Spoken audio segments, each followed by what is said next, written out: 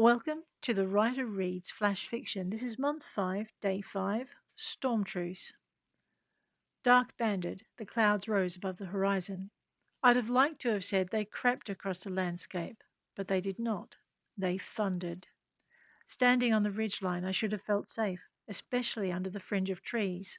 I should have. I turned and ran, leaping off the rocky escarpment to crash through the bushes below.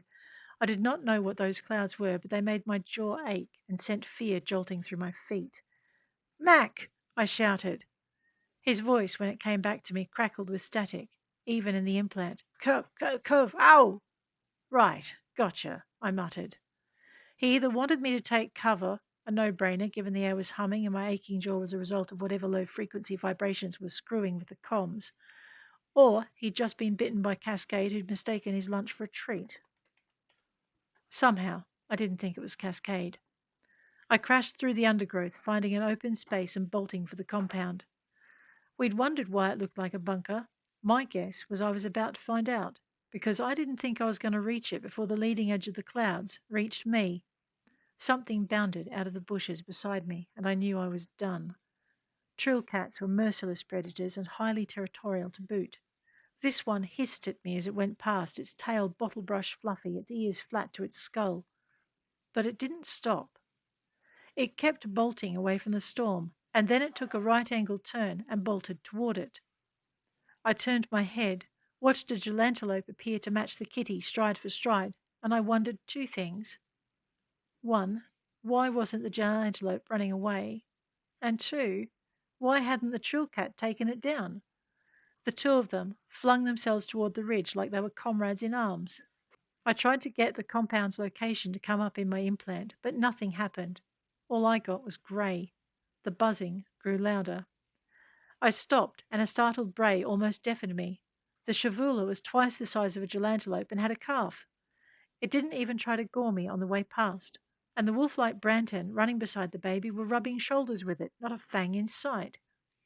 I decided the animals knew something I didn't, and pivoted to follow.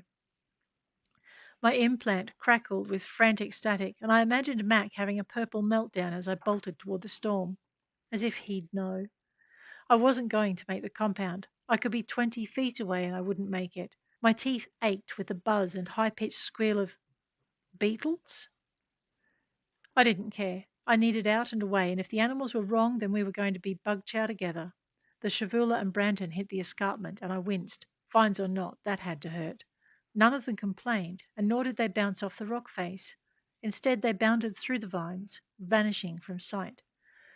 I decided to take a leaf from their books and dove in after. Sticky sap caught at me but didn't cling, and I kept going. The vines gave way to a tunnel, and the corpses of 100 insects crunched underfoot. Behind me, the hum grew louder, but it didn't echo so loudly through my bones.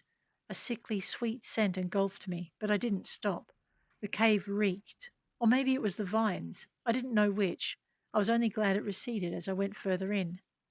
Where had all the animals gone? Stone echoed under my boots. Then the tunnel widened.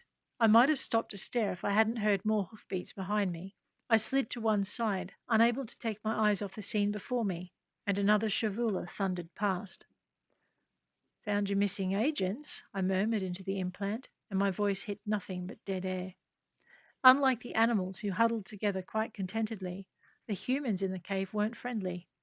I was still reaching for the roof when the first one slammed me into the cavern wall.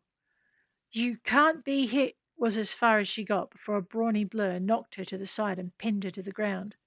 The trill cat did nothing to stop me from getting slowly to my feet, but it slapped a heavy paw into the middle of the agent's back and pinned her when she tried to move. It lowered its head so its muzzle rested against the back of her neck as it snarled, and I thought we were going to be down an agent, but we weren't. You mind getting your fat furry friend off me? Delight's voice came out muffled. I glanced over at the male agent patiently feeding another cube of fuel to the fire. Pritchard ignored me. Told you, he said to Delight, as the trill cat got off her, watching her as she got to her feet. But why? She demanded. The buzzing grew louder, and all the animals lifted their heads to watch the tunnel entrance. I slid further away from it, not caring it put me closer to Delight. There were things outside more scary. Yeah? You sure about that short stuff? She challenged.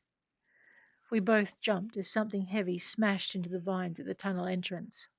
I smirked. Another wet thud followed, and then some frantic screeching that set my teeth on edge. I took a step away from the wall, moving closer to the fire. Mind if I join you? I asked. Pritchard shrugged and pulled out another ration bar. Guessing you didn't come prepared, he stated, offering it to me. You weren't meant to be this hard to find, I replied, reaching for it. Delight snatched it out of my hand, and the chill cat glanced her way, its lip lifting in a snarl. She handed the ration bar back, and the cat turned its attention to the door. Several Branton joined it, looking for all the world like they'd take on anything that came through. It's a truce, Pritchard explained, as best as I can tell. When the swarm passes, they'll leave. A day after that, the carnivores will start hunting again. And they won't let us do you violence in the meantime, Delight added, looking disgusted. I wondered why she'd want to. Odyssey wants you back, she reminded me, then brightened. They got our message. White light flickered from beyond the cavern door and a dull boom followed. The smell of frying insect filled the air. Dropships, the man stated, and started breaking camp. You sure about that, Pritch? Delight snarked, but Pritchard ignored her. He looked at me. Max still got you tagged? I gave him a look that should have sent him running, and he snickered. That'll be it then, he concluded. I ripped the top off my ration bar and bit into it just as my implant cleared.